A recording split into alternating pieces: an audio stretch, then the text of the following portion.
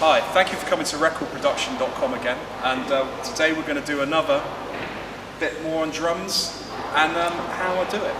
Please come on in. Right, back online.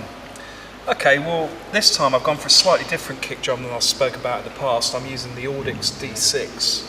I tend to like to get one with a hole cut in the front skin, or sometimes in the studio I do actually take off the entire front head, depending on what kind of sound I'm going for. Now, one of the main key things of here is if we could bring the camera closer in, so is to get a pillow in there. I like to get it touching the front skin and the back skin, so that basically just kind of deadens the sound off in the side of the drum for live sound. Alright, so now I want to kind of talk about what I do with the snare. Well, basically, as we've talked about before, I like to use clamps to try and get them in as close as possible, and so we don't obstruct the punter's view. My preferred snare microphone at the moment is still the Audio-Technica AE3000s.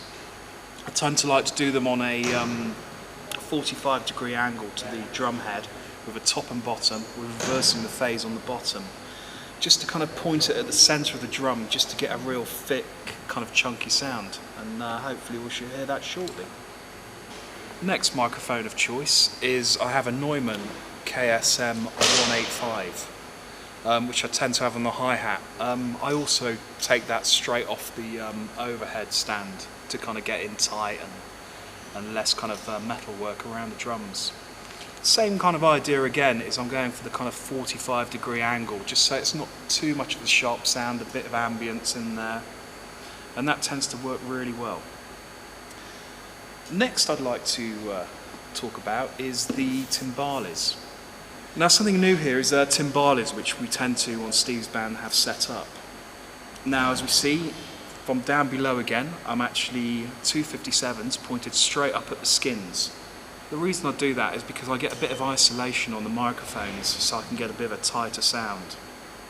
On the top I have cowbells, which I use the Audix Mini D mics, which I've found fantastic for picking up the clarity of the bell. I tend to like the condenser sound for just really getting the kinks and the conks out of those cowbells. Moving across to toms. I've just moved back to dynamic microphones for the tom mics after being on condensers for a few years, and I'm really liking the warmth of the sound and the reaction time.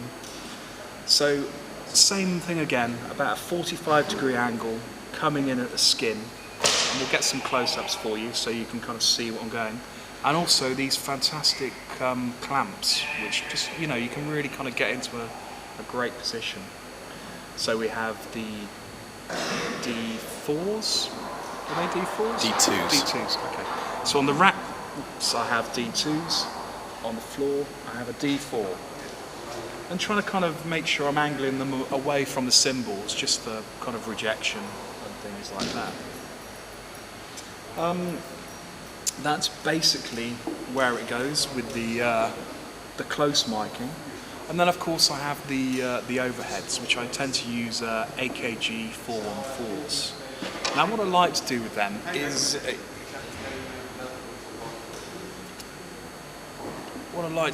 is I tend to like to go for, you know, just the drumsticks, just point them at the centre of the snare and just move it across.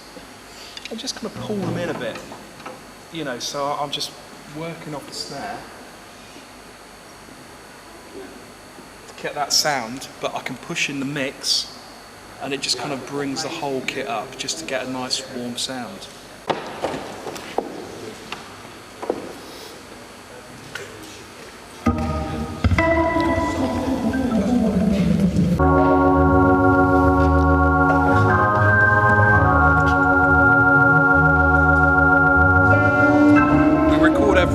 Sound check and show. I tend to use a Pro Tools rig for this.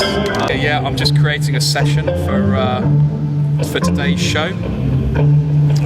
Any moment now we should be starting sound check.